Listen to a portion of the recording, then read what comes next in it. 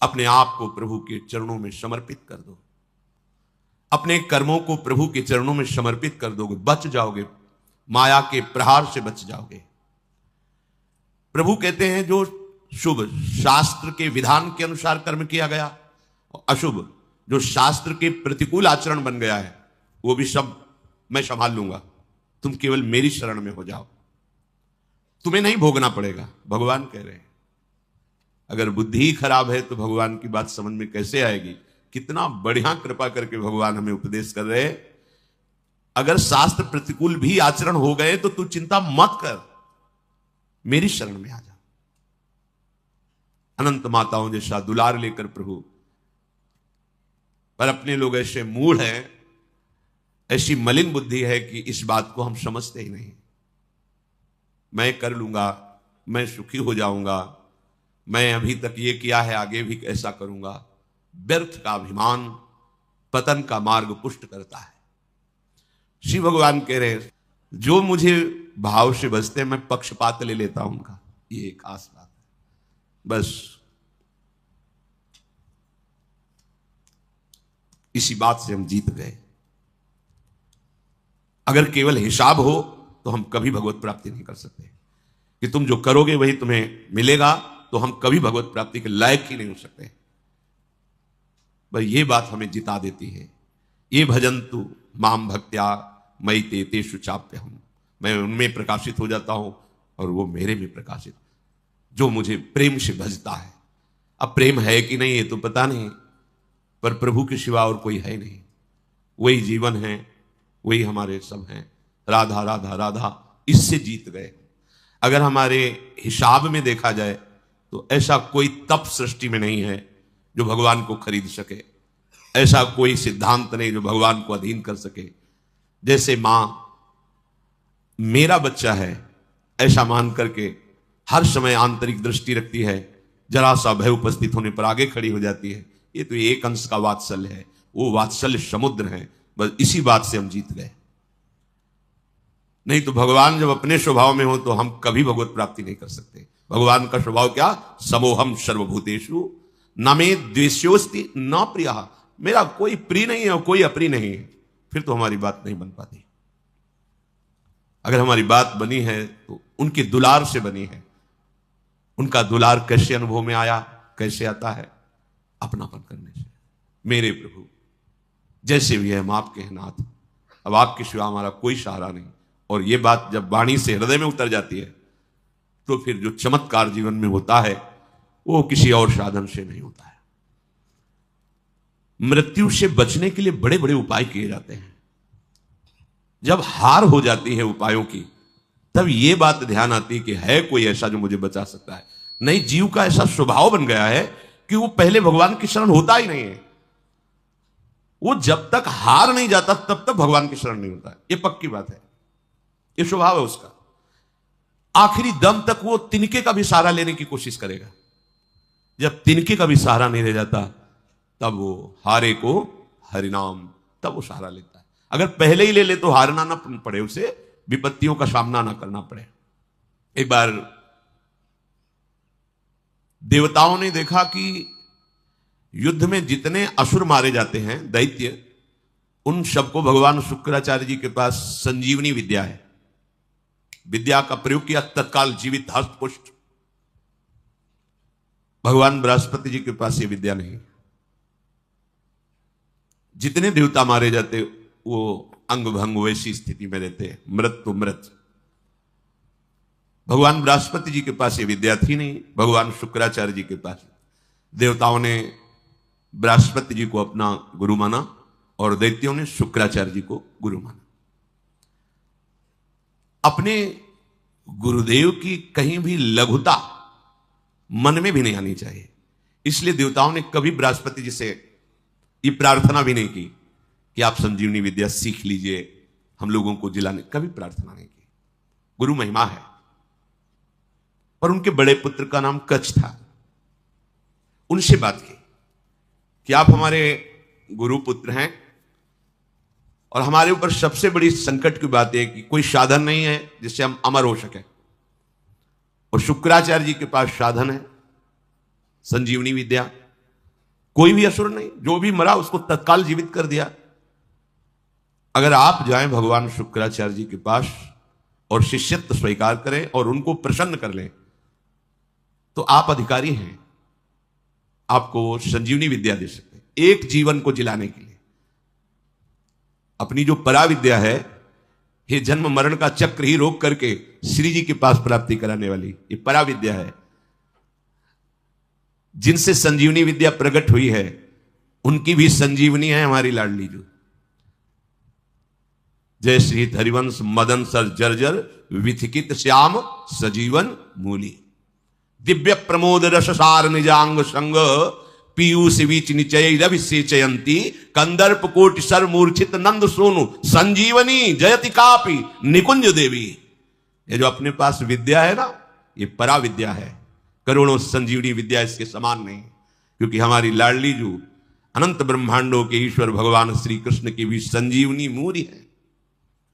संजीवनी जयति कापि निकुंज देवी। देवराज इंद्र ने जब हाथ जोड़ करके प्रार्थना की, बृहस्पति भगवान के बड़े पुत्र कच्छ अभी 9 किशोर अवस्था को प्राप्त हुए थे, उन्होंने कहा कि आप सब हमारे सम्माननीय हैं और आप हमको हमारे पिता बृहस्पति के समान आदर दे रहे हैं। अब हमारा कर्तव्य बनता है आपकी रक्षा करना। हम जा रहे हैं, पर बड़ा संकटपूर्ण कार्य है, क्योंकि कोई भी दैत्य बर्दाश्त नहीं करेगा। हो सकता है मेरी मृत्यु भी हो जाए, पर आपके हित के लिए मैं मृत्यु का भी वरण कर लूंगा। जो संत स्वभाव के होते हैं उनका प्रभाव यही होता है कि वो अपनी हानि करके दूसरे का परम लाभ करना निश्चित करते हैं, और जो असंत स्वभाव के होते हैं वो दूसरे की हानि करके अपना लाभ सोचते हैं। कच्छ ने सब देवताओं को आश्वासन दिया, अगर जीवित रहा तो संजीवनी विद्या लेके ही आऊंगा, और ना जीवित रहा तो फिर बात अलग है। इसमें परहित की भावना बहुत जोर की। परहित की भावना जहां होती वहां भगवान रक्षा करते हैं। स्वसुख वांछा जहां होती वहां असली भाव होता है, राक्षसी भाव होता है, फिर वहां दुर्गति होती है। श्री महान महिमा में भगवान के पिता होने का सौभाग्य जिन्हें प्राप्त हुआ दशरथ जी महाराज, उनको वो परम लाभ जो गीधराज जटायु को मिला नहीं मिला। पंख कटे हुए रावण के अस्त्र से तड़प रहे, प्राण कंठ में है, बस चितवत राम चरण की रेखा। आगे पड़ा जटायु देखा, चितवत राम चरण की रेखा। भगवान ने गोद में लेकर पिता की तरह उनका तर्पण आदि किया।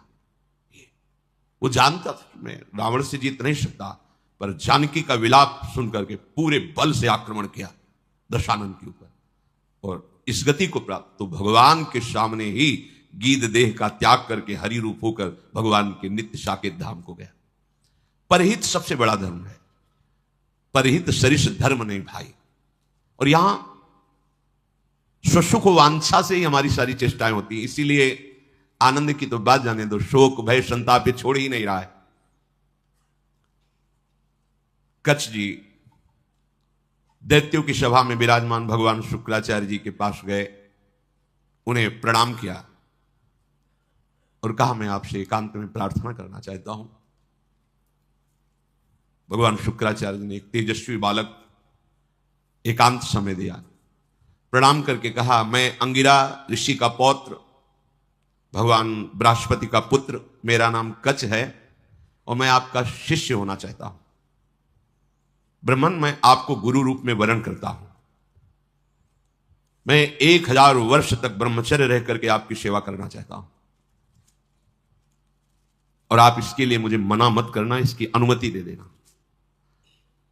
शुक्राचार्य जी ने कहा कच्छ सुस्वागतम तेस्तु प्रतिगृहणामि ते वचः अर्च इसेह मर्चम त्वामर्चितोस्तु बृहस्पति।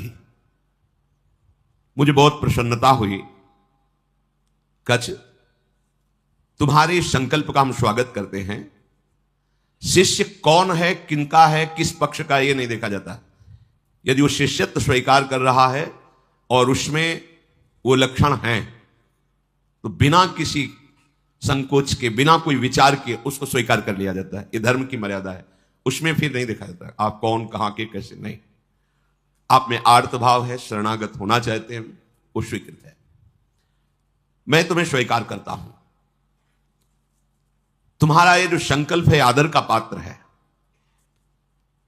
तुम्हारा सम्मान करना, भगवान बृहस्पति का सम्मान करना है। तब कच्छ ने कहा कि आपने बड़ी हम पर कृपा कर दी। महाकांतिमान कच्छ बड़े ही सुंदर थे। उनके सामने जल लेकर संकल्प किया, 1000 वर्ष तक मैं अखंड ब्रह्मचर्य रहूंगा। शुक्राचार्य जी ने कहा मेरे ही भवन में तुम्हें अब रहना होगा और तुम प्रकाशित मत होइए कि मैं बृहस्पति पुत्र हूं, क्योंकि दैत्यों में देवताओं के प्रति द्वेष भाव है, वो अमंगल कर देंगे। और मेरी ये पुत्री देवयानी तुम्हारी ही अवस्था की है, नवकिशोर अवस्था ही, यौवन के पदार्पण की भूमिका को कहते हैं। तारुण्य प्रथमो प्रवेश समय, इसे किशोर अवस्था कहते हैं। तरुण अवस्था की प्रवेश की, अभी जवान नहीं कह सकते, वो प्रवेश स्थिति, ये बड़ी देव स्थिति होती है। तुम हमारी पुत्री का प्रिय करो, उसकी आज्ञा में रहो, अपना ही घर है, ऐसे निर्भय होकर रहो, पर बाहर सावधानी से ही निकलना, क्योंकि दैत्य जन ये जान न पावे कि तुम हमारे पास रहे हो। अभी कोई संजीवनी विद्या की बात भी नहीं की। देवयानी से कहा अब ये यही रहेंगे। 1000 वर्ष तक का इन्होंने नियम पूर्वक ब्रह्मचर्य का संकल्प लिया है। देवयानी जी ने स्वीकार किया उनको। वो सदैव देवयानी के सामने हाथ जोड़कर प्रणाम करना, उनकी आज्ञा में रहना, जैसे गुरु वैसे गुरु पुत्री, ऐसा भाव। 500 वर्ष व्यतीत हो गए ब्रह्मचर्य से रहते हुए और गुरु भवन में सेवा करते हुए, कोई नहीं जान पाया। एक दिन किसी गुप्तचर ने दैत्यराज को बताया कि भगवान शुक्राचार्य के घर में कोई नवकिशोर बालक बहुत ही देदीप्यमान कांतिवान काफी समय से रह रहा है। अब 500 वर्ष से कुछ हुआ नहीं था, इसलिए छूट भी हो गई थी। तो जो भविष्यान्नी के लिए गायें थी उनको चराने के लिए जंगल में चले जाते।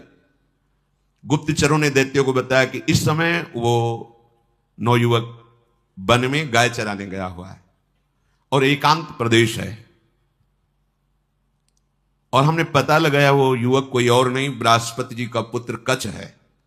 गुप्तचर भी बड़ी विद्या से युक्त होते हैं पूरा, और मुझे लग रहा है कि ये सब एक देवताओं का प्लान है जो संजीवनी विद्या सीखने के लिए भेजा है। अब आपका क्या आदेश है? उनका आदेश क्या? उसे मार के फेंक दो, पर ऐसी सावधानी से मार करके उसे अलग अलग करो जिससे शुक्राचार्य जी जिला ना पावे। एकांत प्रदेश में वो गौएं चरा रहे थे। दैत्यों ने जाकर अस्त्र शस्त्र से उन्हें छोटे छोटे टुकड़े काट डाले कच्छ के और कुत्तों को खवा दिया। देखो, एक संजीवनी विद्या के लिए कष्ट सहना, और ये तो अंतिम है, अब संसार चक्र में ही नहीं आना। इसके लिए अगर एक बार कोई हमारे ऊपर प्रहार करे या शरीर छूट जाए तो मेरा घाटा थोड़ी है। शरीर तो वैसे ही छूटना है। अगर मुझे शरीर छोड़ने पर श्री जी मिल जाती है तो सस्ता बड़ा सौदा है, बहुत सस्ता सौदा है। प्राण दिए यह प्रेम न पाइए, और मुझे मिल रहा है तो दौड़ के पहले नंबर में खड़े होना चाहिए। ये तो एक संजीवनी विद्या है, प्राप्त तो है। दैत्यों के पास इतने सामर्थ्यशाली महात्मा भी हैं, क्या उनका स्वभाव बदला? क्या वो आनंद से तृप्त हुए क्या? लेकिन राधा राधा कह के देखो, ये राधा नाम परा विद्या है, अमृत है, तुम्हें तृप्त कर देगा। समस्त कामनाएं भस्म करके, कर्म बंधन से मुक्त करके, प्रेम में डुबोकर श्री जी के पास पहुंचा देगा। जहां ना आना है न जाना है, जहां पाना तो खूब है, न गैस बनेगी, न मल बनेगा, न मूत्र बनेगा। दिव्य, न बुढ़ापा है, ना कोई पीड़ा है, ना कोई रोग है, चिदानंद शरीर। कोई भय नहीं कि कभी हटा दिए जाएंगे, दूसरा आएगा तो हमारी जगह ले लेगा, ऐसा नहीं। बस वहीं विश्राम मिलेगा। चलना है, मन में ठान लो, चलना है। पर यह बात कि जिस मार्ग में हम चल रहे हैं उसमें फूल ही फूल नहीं मिलेंगे, शूल भी मिलेंगे। शूल को देख के डरना नहीं, वो शूल फूल बन जाएंगे। पर आप सोचो कि अब हम तो भजन में चले तो सब जयमाला पहनावे हमें, और हमें प्रणाम करें, नमस्कार करें, तो भूल जाना जब आप अच्छी चढ़ाई पर चढ़ रहे होंगे तो पैर पकड़ के घसीटने वाले हजारों दौड़ पड़ेंगे, पर आपको रुकना नहीं है। बल आपका श्रीजी है, इसलिए कोई घसीट नहीं सकता, पर विघ्न बाधाएं आपको घेर लेंगी। किसी उत्तम वस्तु की प्राप्ति के लिए बहुत उसे छुपा के रखा जाता है, बड़े विघ्न रखे जाते हैं जिसे कोई अधिकारी ही प्राप्त कर पावे। उनको मार दिया, कच्छ को उनके शरीर के टुकड़े टुकड़े करके कुत्तों को खवा दिया। अब उस दिन गौएं बिना रक्षक के वापस आ गई। देवयानी जी ने देखा कि कच्छ तो आए नहीं, गौएं लौट आई। उन्होंने शुक्राचार्य जी से कहा कि भगवान, आपने अग्निहोत्र कर लिया, सूर्यदेव अस्ताचल को चले गए, गौएं वापस आ गई, पर कच्छ वापस नहीं आया। मेरा हृदय भयभीत हो रहा है, कच्छ के साथ कुछ अमंगल हुआ। मैं सत्य कहती हूं, मेरा हृदय कभी झूठ इशारे नहीं करता। मेरे हृदय में आ रहा है कि शायद अब कच्छ जीवित नहीं है। भगवान शुक्राचार्य जी ने ध्यान देकर देखा, बोले तो ये तो गजब हो गया, कच्छ को काट करके कुत्तों को खवा दिया दैत्यों ने। ठीक है, संजीवनी विद्या का प्रयोग किया, हर कुत्ते के पेट से फट फट करके मांस एकत्रित हुआ, कच्छ जिंदा हो गए। ये संजीवनी विद्या, विद्या का बड़ा प्रभाव होता है। इलवल और वातापी नाम के दैत्य थे ना, इसी विद्या को जानते थे, और उनको संतों से द्वेष था। जो आसुरी स्वभाव के होते, संत उनका भी मंगल करते, पर उनका द्वेष होता है, उनको सताने में अच्छा लगता है। जो सीधे धर्मात्मा संत भगवत मार्ग के पथिक, उनको संकट में डालना, उनको तड़पाना, उनको मारना, इससे उनको अच्छा लगता है। जो दैत्य राक्षसी स्वभाव के जन होते हैं, भला संत किसी से क्यों ऐसा द्वेष करेंगे कि किसी को कष्ट हो। पर देखो ना, पूज्यपाद उड़िया बाबा को काट डाला गड़ासे से, भरी स्वभाव में से फवारे जैसे निकलते ना, ऐसे खून के फवारे निकले। ये दैत्य स्वभाव बड़ा ही कड़वा स्वभाव है। इलवल क्या करता कि साधारण वेश में जाता और जंगल में जितने भी ऋषि मुनि आश्रमों में सबको निमंत्रण देता, हमारे आज हो भाग्य, आप हमारी कुटिया में पधारिए, और एक साधारण धर्मात्मा का वेश रखता। अब संत वायु पीने वाले, जल पीने वाले, पत्ता खाने वाले, कंदमूल फल खाने वाले, चलो भगवान की इच्छा से कोई निमंत्रण करने आया है, पा लेते हैं। वो अपने भाई वातापी को मार करके वैसे मिलाता कि कोई जान न पाता भोजन में। जरा जरा सब सैकड़ों ऋषियों की पंगति लगाई, सब प्रसाद पाके खड़े हुए, ताओ विद्या का प्रयोग करता, संजीवनी विद्या। वातापी फड़ाक फड़ाक सबके पेट फट जाते, और वो एकत्रित हो गए। हाँ भैया, बोले हो गए, 100 मरे, 500 मरे, उनको सुख मिलता है।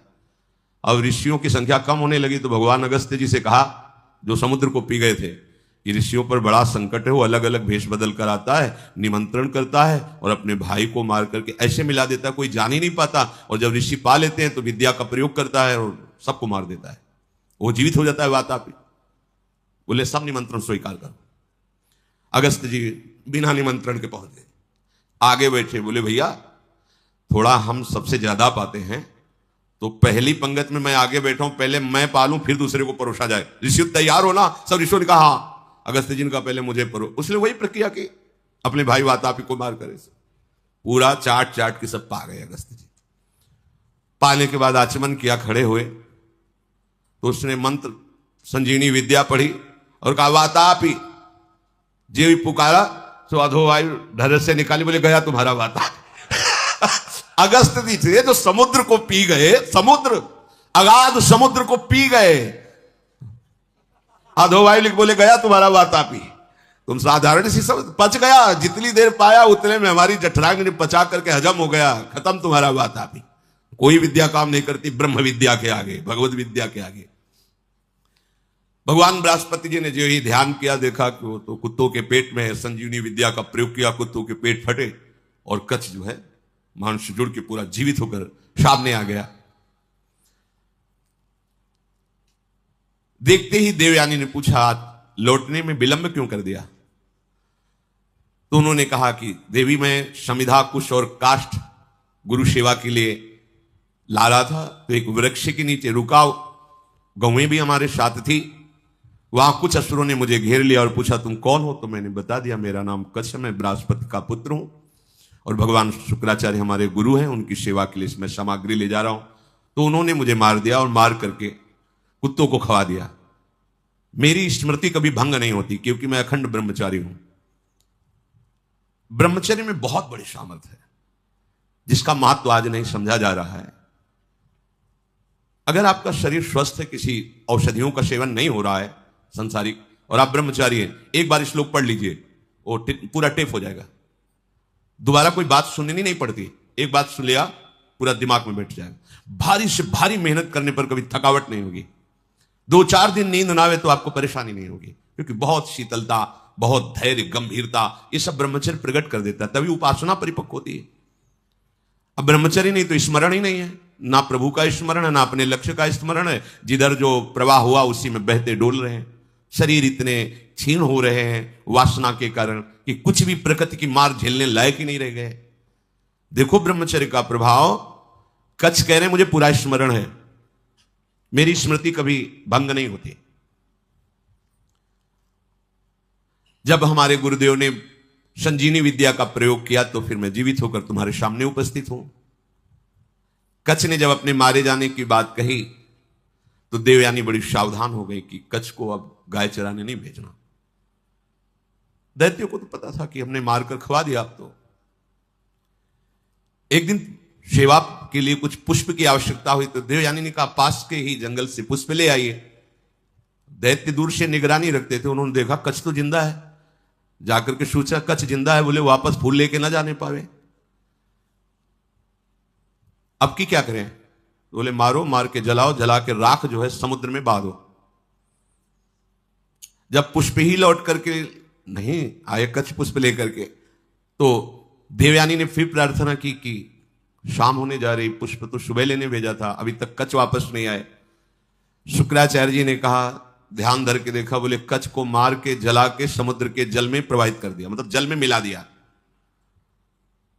तो उन्होंने कहा भगवान यदि कच्छ पुनः वापस नहीं आएंगे तो मैं भी जीवित नहीं रहूंगी, क्योंकि इतने वर्षों से हमारी आज्ञा में सेवा में रह रहे, तो हमारा एक अपनापन हो गया है। तो उनका देखो चाहे जितनी बार जिलावें वो प्रयोग यही करेंगे, बार बार उन्हें मारेंगे। कभी ऐसा वो बुद्धिमानी से प्रयोग करेंगे कि संजीवनी विद्या का प्रयोग करने वाला ही नहीं रहेगा, इसलिए तुम भूल जाओ कच्छ को। तो उनका ऐसा नहीं हो सकता, जो आपकी शरण में है आपको उसकी रक्षा करनी ही पड़ेगी।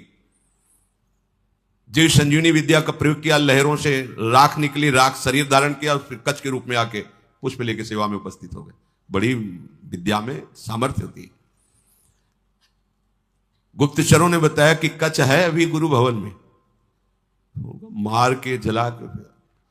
अब वहां हुआ कि सुनो अब की बार ऐसा करो कि कोई उपाय ही ना रह जाए संजीवनी विद्या के प्रयोग का। तो किसी कार्य हेतु जे भी गुरु भवन से बाहर निकले, कच्छ उनका अपहरण कर लिया। कच्छ को मार करके जलाया, जला करके छान करके उस राख को सुरा में मिला करके अंगूर आदि के रस में और शुक्राचार्य जी के ही पास पहुंचा दिया। जो सेवा में था जो ही दिया, भगवान शुक्राचार्य पी गए। शुक्राचार्य जी पी गए। देवयानी ने कहा पूरा दिन हो गया कच्छ के दर्शन नहीं हो रहे। तो बताया बार बार वो अगर हम संजीवनी विद्या का प्रयोग भी करेंगे तो मार ही डालेंगे, इसलिए तुम छोड़ो, क्यों चिंता करते हो। उन्होंने कहा भगवान आप ये निश्चित समझ लीजिए कि शरणागत हैं वो हमारे, और मैं उनकी रक्षा किए बिना जीवित नहीं रह सकती। आपसे सच कहती हूं, यदि मैंने कच्छ का दर्शन नहीं किया तो अपना जीवन नष्ट कर दूंगी। प्यार तो होता ही परिवार के जनों से।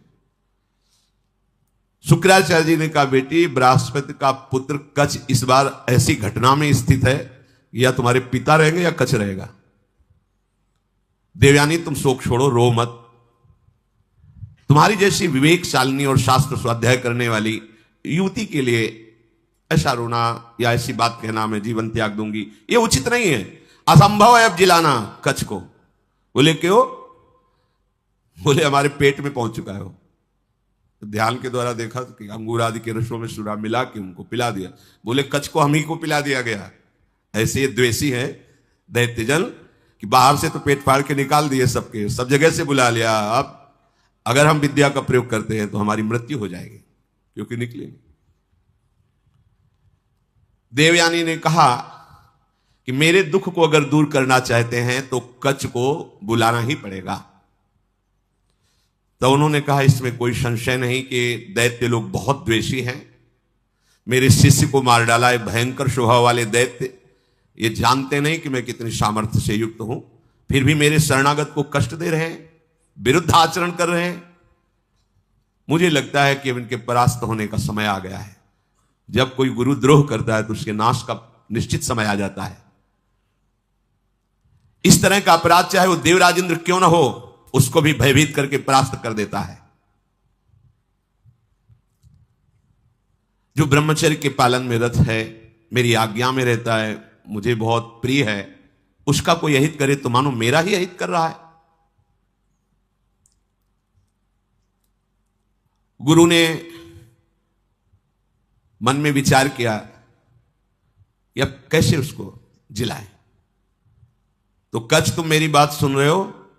संजीवनी विद्या का ध्यान करते हुए कहा। तो अंदर से कच्छ बोले, हां गुरुदेव सुन रहा हूं, बहुत भयभीत भी हूं, क्योंकि मैं आपकी हाथों के बीच में फंस गया हूं। विद्या के प्रभाव से अंदर से आवाज।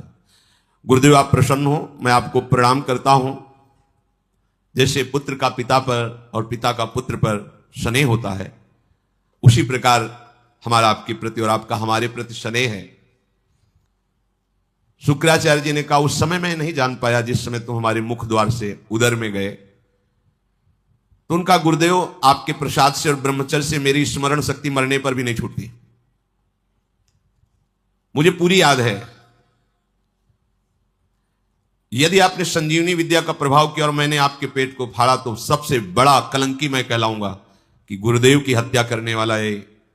गुरुदेव, यद्यपि मैं कष्ट में हूं, पर मैं आपके पेट को, आप ऐसा संजीवनी विद्या का प्रयोग मत कीजिए जिससे आपकी मृत्यु हो जाए। मैं हर क्लेश सह सकता हूं, लेकिन गुरु के विरुद्ध नहीं चल सकता। आचार्यपाद, असुरों ने मुझे मार करके मेरे शरीर को जलाकर चूर्ण बना करके और अंगूर आदि के रस में मिलाकर आपको पिला दिया है। ब्राह्मी, आसुरी, दैवी तीनों मायाओं के आप ज्ञाता हैं। आपके होते हुए कोई भी माया उल्लंघन नहीं कर सकती। शुक्राचार्य जी का, बेटी दूसरा कोई कार्य कहो तो तुम्हारा प्रिय कर दें। अब कच्छ को बचा पाना बड़ा कठिन है, थोड़ी देर में मेरी आते कच्छ को पचा लेंगे। मेरे उदर के विदीर्ण होने के सिवा कोई दूसरा उपाय नहीं रह गया। अगर मैं ब्रह्म विद्या का प्रयोग करता हूं तो मेरे उदर में वो जीवित होंगे, उनका उदर, मेरा उदर फटेगा, मैं मर जाऊंगा। देवयानी जी ने कहा, पिताजी कच्छ का नाश नहीं होना चाहिए, क्योंकि आपका शरणागत शिष्य है, और आपका वध होना ये मैं देख नहीं सकती, सह नहीं सकती। आप बड़े प्रवीण हैं, दोनों के बीच का रास्ता निकालिए। शुक्राचार्य जी ने कहा, बृहस्पति के पुत्र कच्छ, तुम हमारी बात सुन रहे हो? देवयानी तुम पे प्रसन्न है और मैं भी तुम्हारा हित करना चाहता हूं, इसलिए तुम सुनो, मैं तुम्हें मृत संजीवनी विद्या देता हूं। आए भी इसीलिए थे, आज तक नहीं कहा था।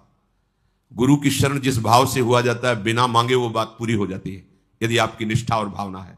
देखो, ऐसी परिस्थिति दैत्यों ने प्रकट की विपरीत, लेकिन वही विपरीतता इनके लिए अनुकूलता का स्वरूप हो गई। शुक्राचार्य जी ने कहा, तुम सुनो, मैं तुम्हें संजीवनी विद्या का उपदेश करता हूं।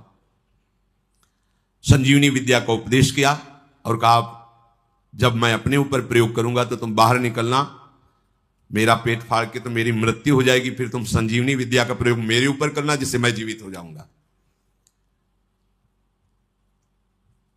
मेरे शरीर से जीवित निकलकर तुम मेरे वास्तविक पुत्र बन जाओगे, क्योंकि मेरे उदर में रहे तुम। गुरु से विद्या प्राप्त करके सामर्थ्यशाली होने पर भी शिष्य को सदैव गुरु के प्रति दोष दृष्टि से रहित धर्मयुक्त दासता का भाव ही रखना चाहिए। तो भगवान शुक्राचार्य से संजीवनी विद्या प्राप्त करके उन्होंने कहा, प्रभु मेरी स्मरण में आ गई संजीवनी विद्या। जो ही प्रयोग किया, संजीवनी, शुक्राचार्य जी का पेट फटा और कच्छ बाहर निकले। बड़ा ही तेजस्वी स्वरूप संजीवनी विद्या प्राप्त करने के बाद और हो गया कच्छ का, मानो मूर्तिमान वेद रूप धारण करके आ गए हो। शुक्राचार्य गुरुदेव को भूमि में मृत पड़ा देख करके उन्होंने अपनी गुरु विद्या संजीवनी का प्रयोग किया। जो ही प्रयोग किया, ते ही उठ खड़े हुए भगवान शुक्राचार्य, साष्टांग प्रणाम किया। गुरुदेव, मैं विद्या से शून्य था, उस दशा में आपने मेरा पालन पोषण किया और अत्यंत दुर्लभ मृत संजीवनी विद्या दी, जो अमृत धारा है। कोई भी महात्मा ऐसा कैसे हो सकता है कि अपने ऐसे उपकार करने वाले गुरुदेव को कभी भी दुखी कर सके। आप ही मेरे मां हो, आप ही मेरे पिता हो। हे गुरुदेव, हम जिस कार्य के लिए आए थे वो कार्य पूर्ण हुआ, पर मैं सदैव आपका हूं, आपका दास हूं। जब जैसी आज्ञा आप हमें जरूर दीजिएगा। गुरु की कृपा के बिना कोई भी विद्या सिद्ध नहीं होती। जो गुरुदेव से विद्या प्राप्त करके गुरुदेव की अवहेलना कर देता है, उसे प्रतिष्ठा रहित पाप पूर्ण नरकों की प्राप्ति होती है। कोई भी मंदबुद्धि अज्ञान से युक्त होकर के कभी यदि अपने गुरुदेव का अपमान कर दे तो धर्म भ्रष्ट हो जाएगा, उसे ब्रह्म हत्या का पाप लगता है। इस लोक परलोक में दोनों में उसकी निंदा होती है।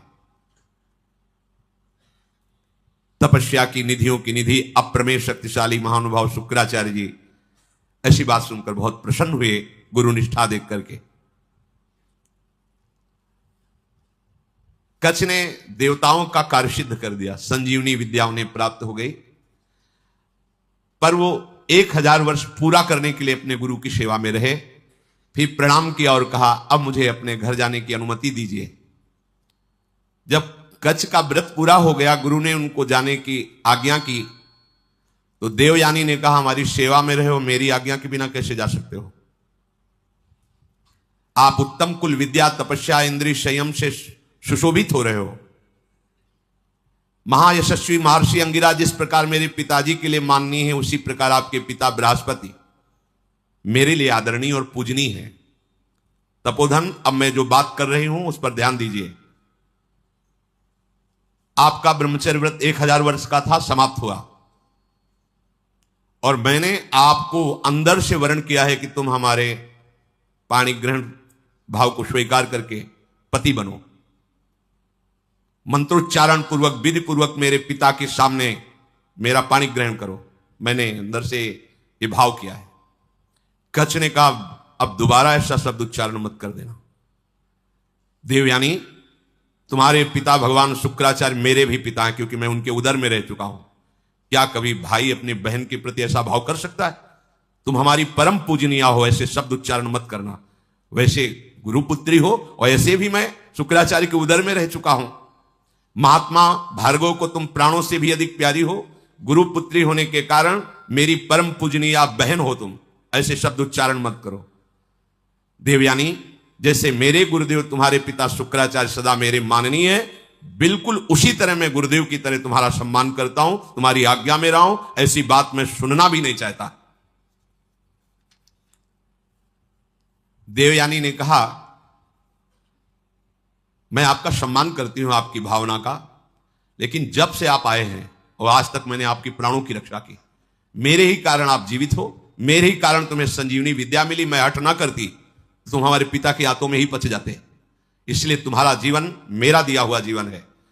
इसलिए सौहार्द के साथ मैं कहती हूं कि मैं उत्तम भक्ति के द्वारा तुम्हारी आराधना करूंगी। तुम धर्म के ज्ञाता हो, मेरे प्रति ऐसा भाव त्याग दो और मेरा पाणी ग्रहण स्वीकार करो। कच्छ ने कहा, उत्तम व्रत का आचरण करने वाली देवयानी, मैं तुम्हारी इस आज्ञा का कदापि पालन नहीं कर सकता। तुम्हें प्रसन्न होना चाहिए मेरे ऊपर।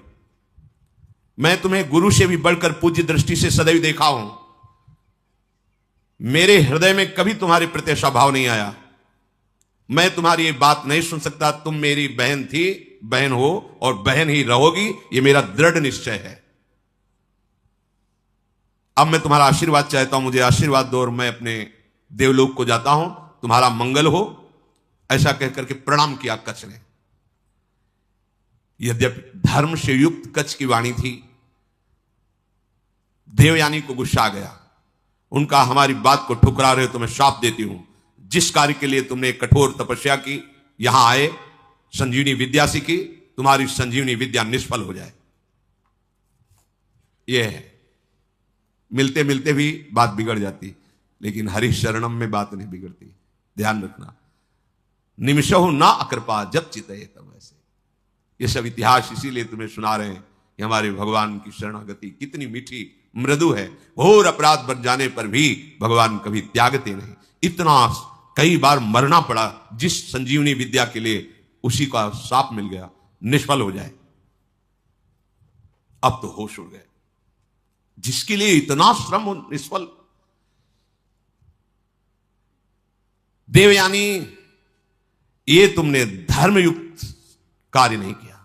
तुम गुरुपुत्री हो, गुरुपुत्री समझकर तुम्हें क्षमा करता रहा जब तुम बार बार पाणी ग्रहण की बात करती रही। मैंने आज तक कभी तुम्हें दोष दृष्टि से नहीं देखा, और तुम कामना से युक्त होने के कारण हमें शाप दे दिया, इसलिए मैं तुम्हें आज शाप देता हूं। आज के बाद कोई भी ब्रह्म ऋषि कुमार तुम्हारा पाणी ग्रहण ही नहीं करेगा।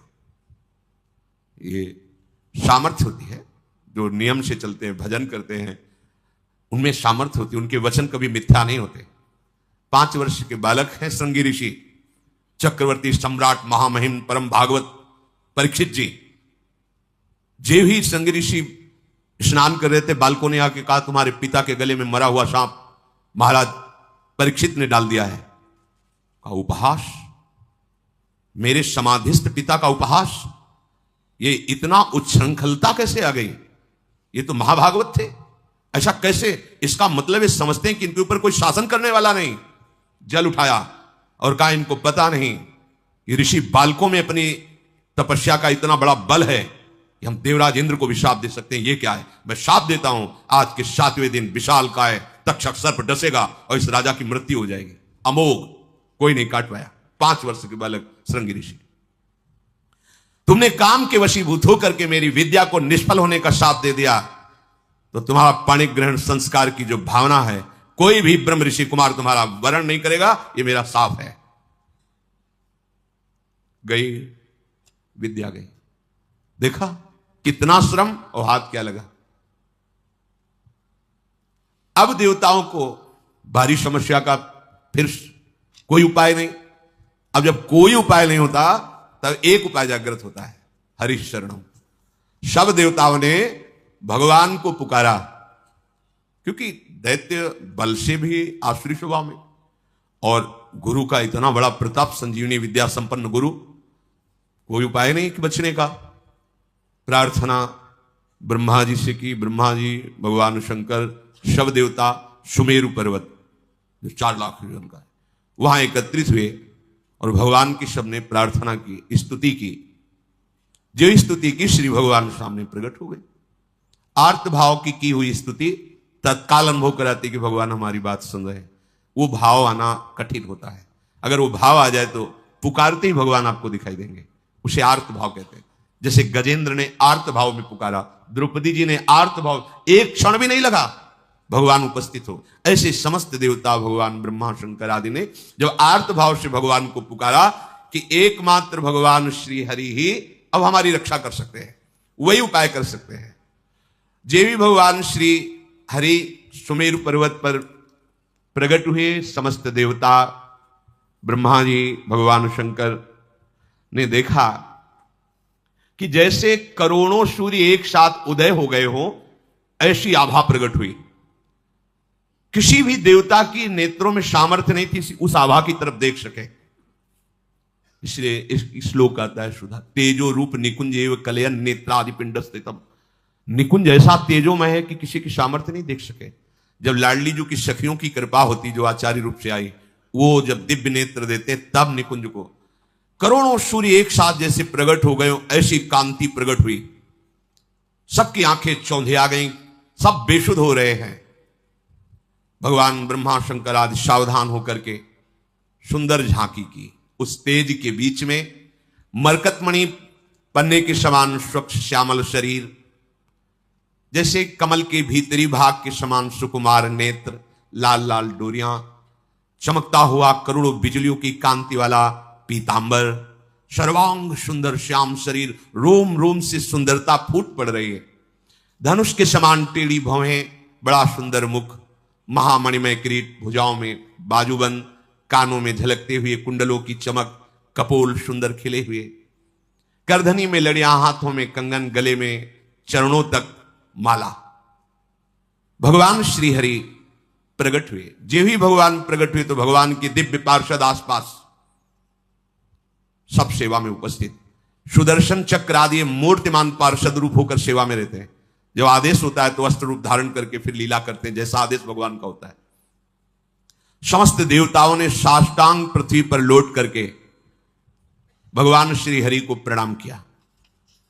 और सबने भगवान की स्तुति की। अजात जन्म स्थिति सई